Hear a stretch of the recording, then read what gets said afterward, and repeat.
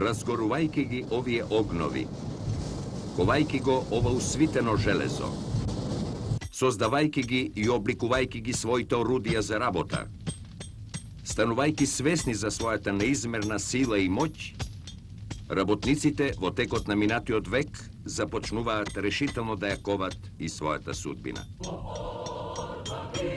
Призракот на комунизмот започнува да се снове низ Европа.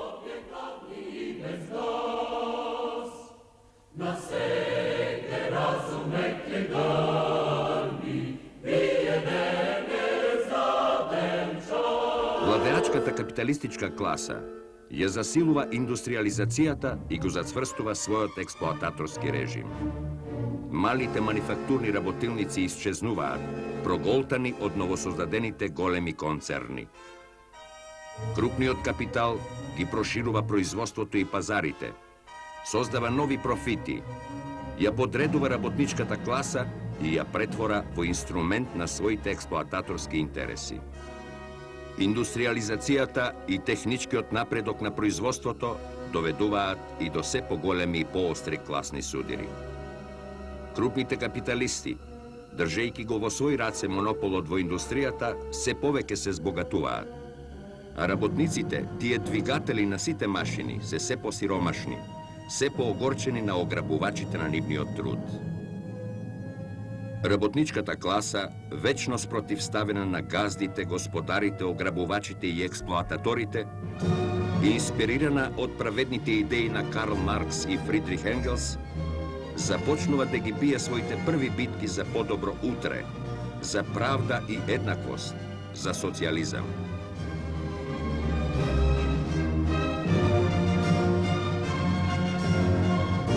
На париските улици се појавуваат барикади.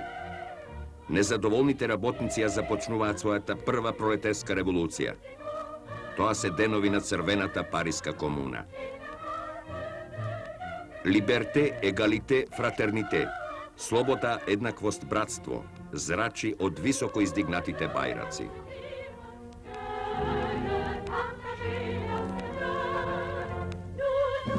Меѓутоа, класата што владее, класата што ограбува, класата што не знае за милост и правда, во крв ја задушува Париската комуна.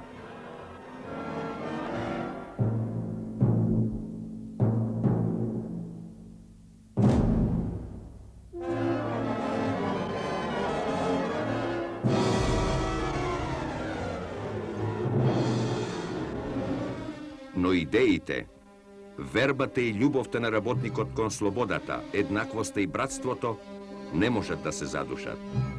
Тркалото на историјата што го движи силата на работничката класа не може да се запре. Во тој период Македонија се уште се наоѓа во мракот на петвековното робство, во јаремот и прангите на Отоманската империја.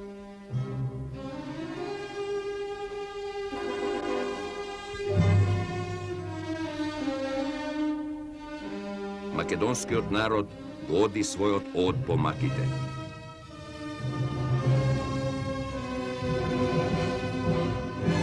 Национално и политички поробен, македонскиот народ живее во полуфеудални услови, без минимална законска заштита.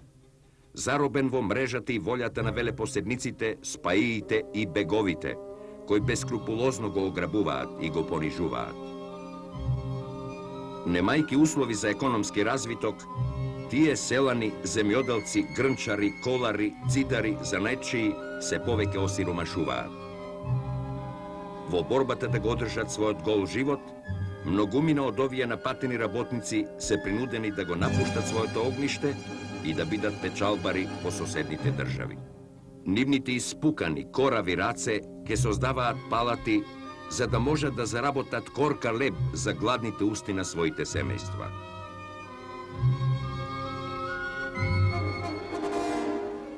Со развитокот на капиталистичките односи, буржуаските држави во Европа незапирливо јурат кон својот највисок врв – империализмот.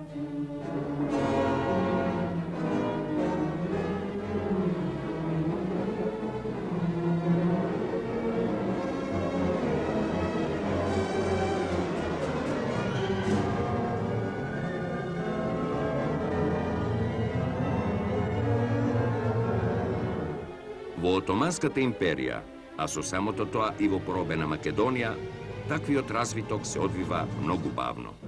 Според економскиот развиток, таа се смета за едно од најнеразвиените во тогашна Европа. А се поголемиот интерес на империалистичките сили за Балканот ги претвораат овие краишта во политички зависно полуколонијално суровинско подрачје. Работничкото движење во Македонија во овие неповолни услови ги носи карактеристиките на таа заостанатост. Неразвиените производни услови создаваат и неразвиени производствени односи, слаба, малубројна и недоволно издиференцирана работничка класа. Овие работници се регрутираат од осиромашеното и пролетаризирано селанство, од пропаднатите занаетчии, еснавски работници, надничари и непосредни производители. Бестијалните услови на економско потиснување на класата, која на својот грб ги носи профитите на ограбувачите, создаваат и потреба за класно и политичко организирање. Бавно, но сигурно, овие работници го започнуваат своето осознавање од класа по себе во класа за себе. Најслободоумните македонци, не можејќи да обезбедат услови за својата класна и национална борба, ја напуштаат Македонија и се населуваат во слободните балкански држави. Таму тие ја развиваат својата политичка активност, а се сретнуваат и со социјалистичките идеи. Некои од нив својата дејност ја продолжуваат и во постојните социјалдемократски и социјалистички движења, или пак формираат одделни македонски друштва и групи. Во тоа најрано организирање на македонското работништво надвор од Македонија, во 1888 година, македонските печалбари во Пловдив, Бугарија, ја формираат својата прва синдикална асоцијација Македонското еснавско друштво. Таа организација има задача материјално и морално да ги помага бедните македонски печалбари, кои суровите капиталистички односи ги фрлија во неиздржливи животни и работни услови. Македонските печалбари емигранти, ретките студенти и средношколци, враќајќи се во Македонија, почнуваат да ги шират социјалистичките идеи во својата поробена земја. Под нивно влијание во поголемите градови како Солун, Скопје, Велес, Битола, почнуваат да се шират револуционерни кружоци и групи. Ширењето на социјалистичките идеи особено зајакнува со формирањето на Македонската социјалистичка група, начело со велешкиот столар Васил Главинов. Појавата на оваа самостојна социјалистичка група овозможува да дојдат до полн израз стремежите на македонската револуционерна демократија сама да ги решава актуелните економско-политички и национални задачи на македонското општество, сама да биде ковач на својата судбина, на своето класно и национално ослободување.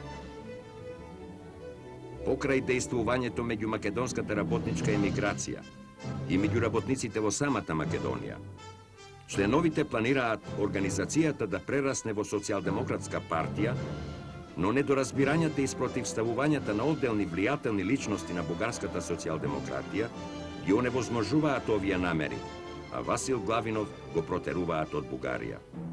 Меѓутоа, тој не останува обесхрабрен од овој неуспех. Влијанието и дејноста на социјалистичката група тој го пренесува во Македонија. Во Велес тој формира работничко културно-просветно друштво во кое членуваат 64 членови. Во тоа така наречено читалиште, работниците се запознаваат со социјалистичките идеи, доаѓаат во допир со социјалистичката литература и мисла. Во тоа време, македонските социјалисти не можат чисто класната борба да ја одделат од националното ослободување на својот народ, зашто нема револуционерна класна борба без борба за слобода на македонскиот народ.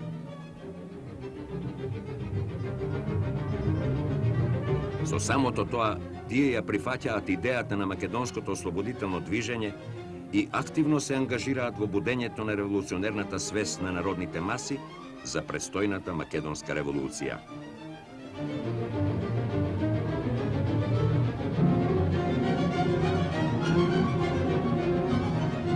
Така, органот на Македонската социјалистичка група Револуција не ги носи само идеите за класно ослободување, туку преку него се настојува да се зајакне и борбата за одбрана на самостојноста и независноста на македонското револуционерно дело. Следните години, социјалистичката група станува крупен фактор во идејната изградба на македонското национално и револуционерно движење.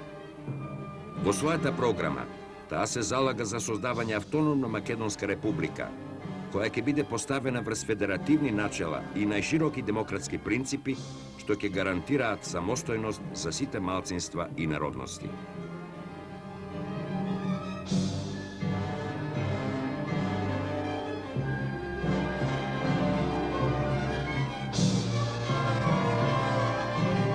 И покрај сите закани на бугарската влада, социјалистичката група во тоа време постојано ги организира и ги предводи работниците во одбележувањето на правомајските празници.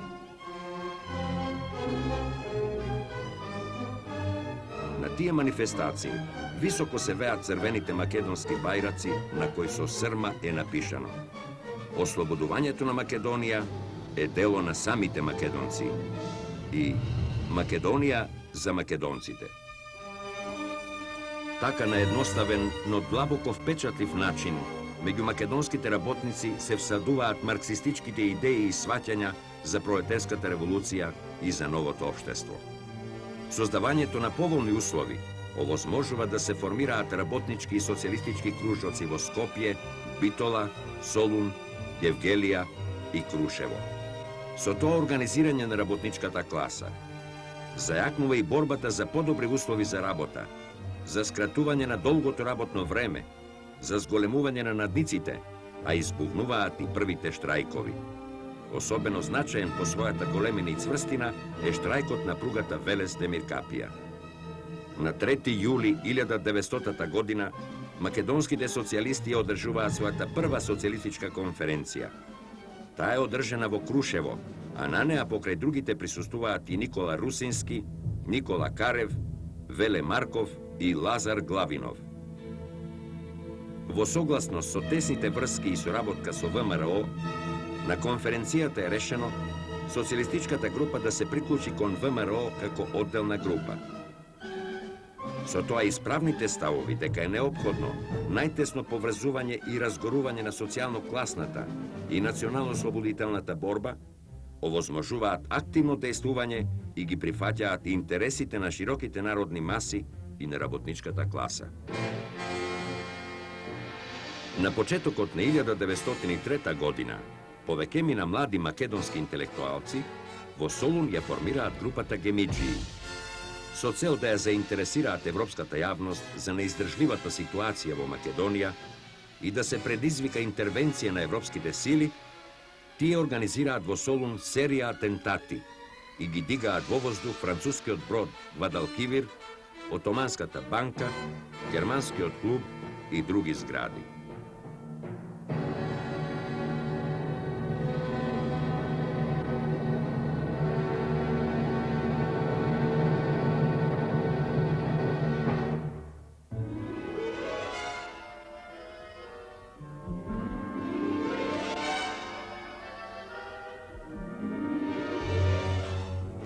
На 2 август 1903 година во Македонија избухнува Илинденското востание.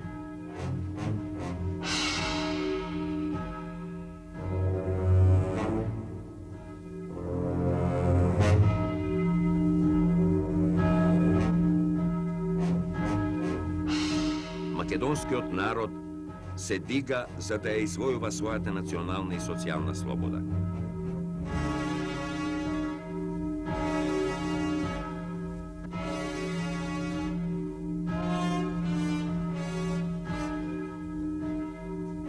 Малото планинско градче Крушево, македонските револуционери создаваат република.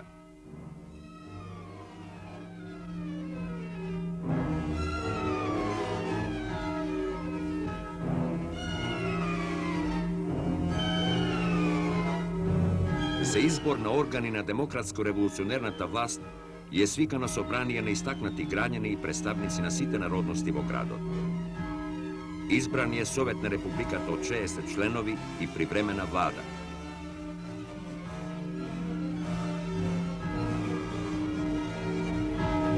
Како помошни тела на владата се формирани комисии за одржување на внатрешниот ред и поредок, за снабдување и исхрана, за финансии, за здравство и за облека. За председател на Републиката е избран Никола Карев.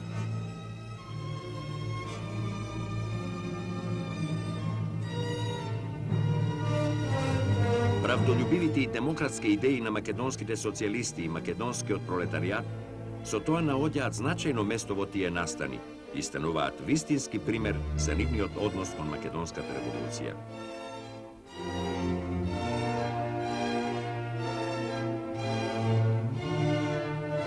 Од познатиот Крушевски манифест пламти духот на социјалистичката мисла. Почитувајќи рамноправноста на народите, македонските револуционери со манифестот ги повикуваат сите обесправени и класно потиснати жители на Македонија. Елате при нас, браќа муслимани, без разлика на вера и народност. Ние не сме муртати, а револуционери и под клетва да умреме за правото и слободата. Ние се бунтуеме против тиранијата и робството, против муртатите, против зулумќарите, против насилниците на нашата чест и против тие што ни ја смукаат нашата пот и експлоатираат нашиот труд. Елате да ги скршиме синџирите на робството, да се курдулиме од маки и страдања.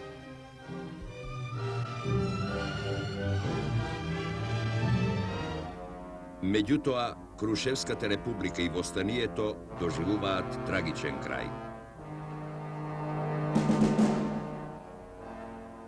По задушувањето на Илинденското востание, животот на македонскиот народ и на работничката класа драстично се влошуваат. Теророт и одмаздата добиваат невидени димензии. Отоманскиот аскер се капе во македонска крв.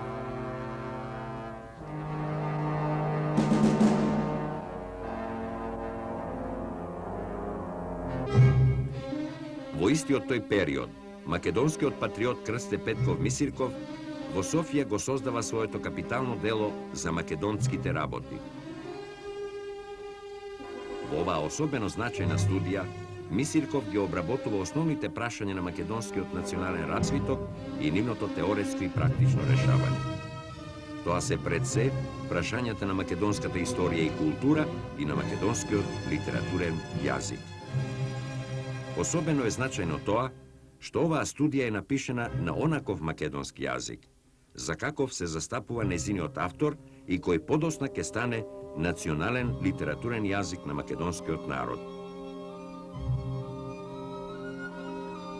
Во периодот по Илинденското востание, во времето кога ВМРО преживува длабока криза, особено е благотворно влијанието на македонските социјалисти, меѓу кои посебно се истакнува познатиот марксист и теоретичар на македонското национално ослободително движење Димо Хаџидимов.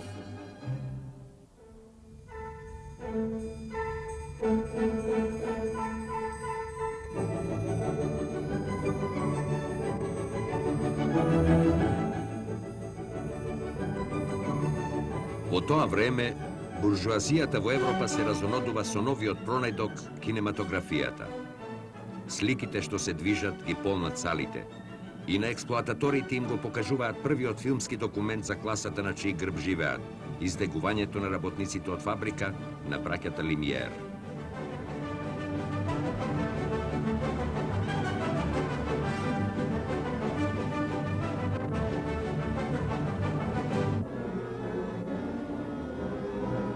Во текот на следните неколку години и покрај заострената и неповолна ситуација, работничката класа во Македонија ја засилува својата борба.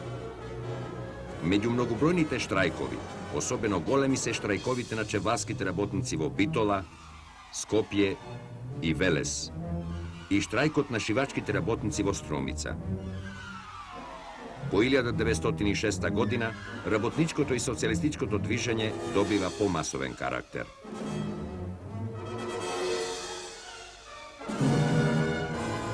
Во Солун, кој во тоа време е најразвиен индустријски трговски центар, работничката класа е и најактивна. Своите акции таа ги насочува кон скратување на работното време, кон зголемување на наемнината, кон укинување на ноќниот труд и бара донесување работничко законодавство. Меѓутоа, својата борба таа ја проширува и против националистичките пропаганди и непријателската дејност на врховистите, кои од петни жили се трудат да го разбијат класното единство на работниците.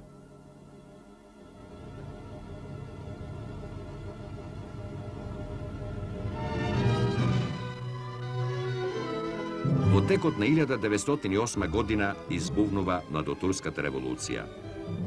На македонскиот народ таа промена не му донесува национална слобода и подобрување на животот. Меѓутоа, општествено-политичките промени во империјата создаваат простор за разгорување на работничкото движење. Во текот на идната година во Скопје се формира прв легален синдикат на чеварските работници, а нешто подосна слични синдикати се создаваат и во Битола, Солун, Драма и во други места на Македонија. Истовремено се формираат и првите мешани синдикати, а со тоа се обновуваат и штрајкувачките акции и борби. Така, битолските и скопските челварски работници повторно штрајкуваат, а кон тие штрајкови се придружуваат и ткајачките работници во селото Дихово. По својата борбеност се истакнуваат синдикатите на тутунските и на типографските работници. Следната 1909 година работничкото движење добива и своји политички организации.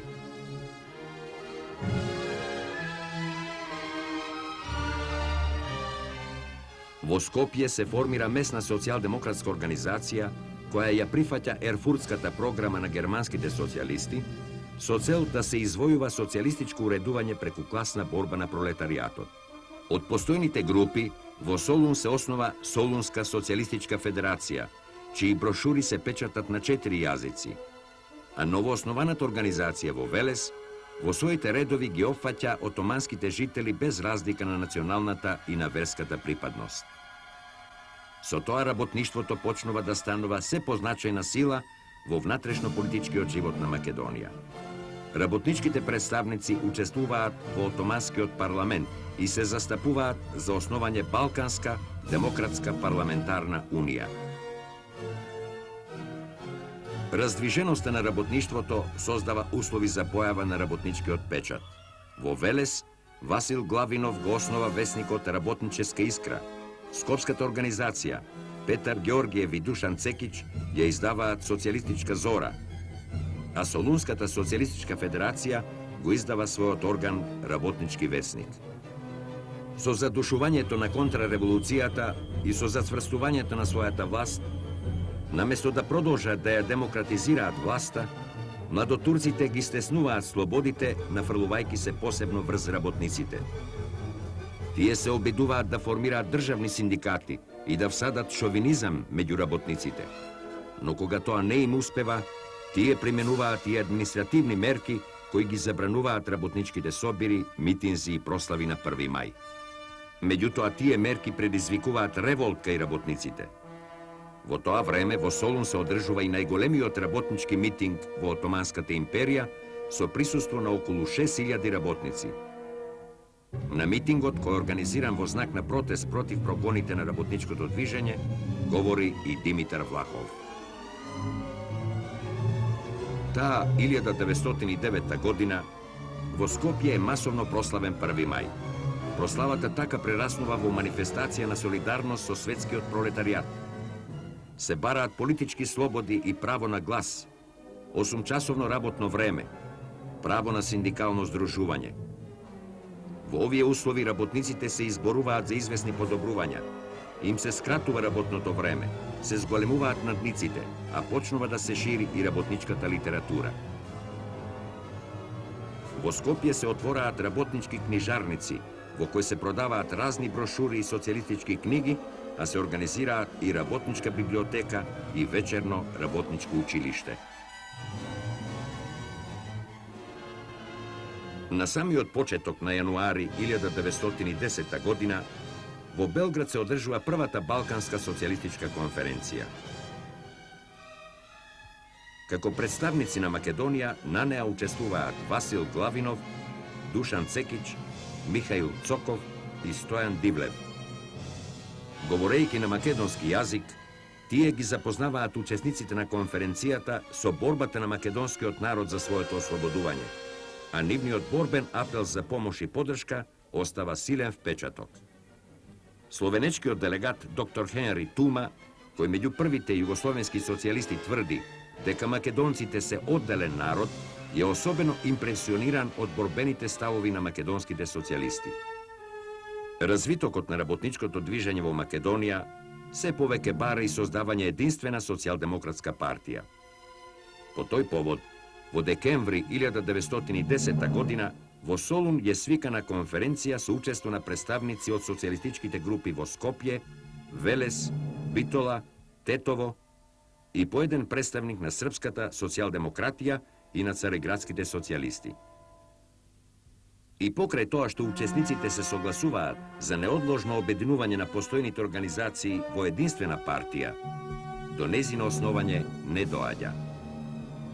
Продолжените раце на големосрпската и на големобугарската буржоазија ги замешуваат своите прсти и интереси и со своите меѓусебни обвинувања и барање приоритет на влијанието во Македонија го оневозможуваат организирањето и одржувањето на планираниот основачки конгрес. Македонскиот мачен од до класна и национална слобода, до правда и еднаквост продолжува. При крајот на 1912 година избувнува првата, а следната 1913 и втората Балканска војна. Задоволувајќи ги своите територијални аспирации, бугарската, српската и грчката буржоазија, наместо да го помогнат ослободувањето на Македонија, ја разделуваат меѓу себе и ја поробуваат. Напредните македонски синови и во земјата и надвор од неа го кренаа својот глас на протест против таквото насилно распарчување на Македонија. Групата македонски патриоти, предводена од Димитрија Чуповски и собрана околу весникот Македонски голос во Петроград, од големите сили и од балканските држави, бара конституирање на Македонија во посебна држава, со своја влада и народно собрание, кои треба да ја одредат формата на државното уредување на слободна Македонија. Со распарчувањето на Македонија, на социјалистичкото движење му се нанесува тежок удар. Неговата дејност се одвива под стравотен терор на воено-политичките окупаторски режими. И покрај тоа што режимот за Вардарска Македонија прогласува посебни закони, работничкото и националното движење не замира. И покрај тоа што неговите акции се оневозможувани, сепак македонските социјалисти и работниците организираат прослави на 1 мај и ги обновуваат синдикалните организации. Македонските работници во тој период ги користат сите можности да го изразат своето незадоволство со новото робство и да кажат дека е полошо и од стариот отомански режим.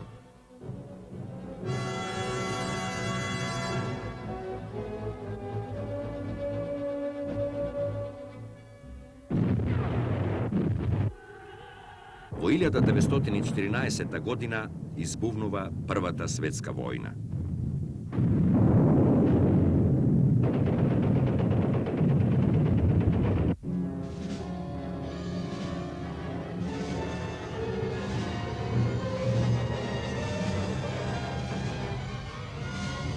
Македонија повторно се претвора во крвава арена на убиства, колежи, разорнувања и ограбувања.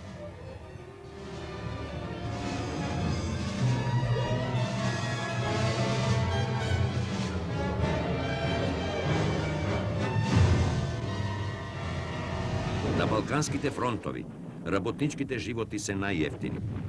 Борејќи се за тугите империалистички интереси, тие стануваат храна на топовските гранати. Меѓу мртвите војници на тугите војски, огромен број се и македонци. Во крвопролевањето на Првата светска војна во Русија, руските работници и селани предводени од Владимир Илиш Ленин ја започнуваат првата успешна пролетарска револуција во светот. За неколку дена, незадоволната и обесправена работничка класа го запалува револуционерниот пожар низ цела Русија.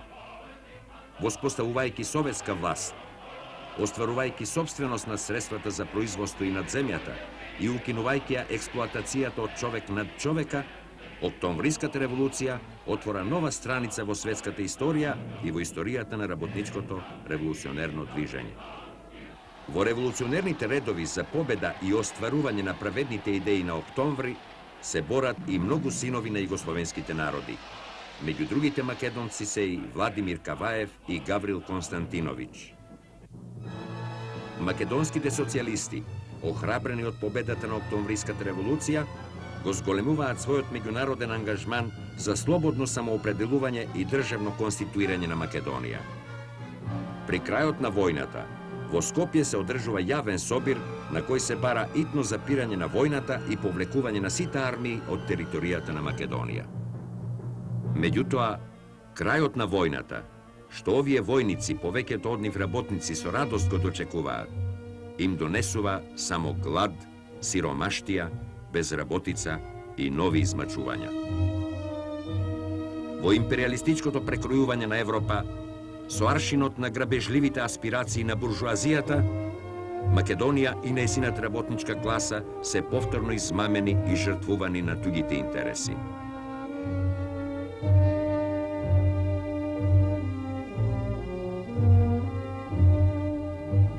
Долгогодишниот од по маките, македонскиот народ продолжува да го изодува под ново робство.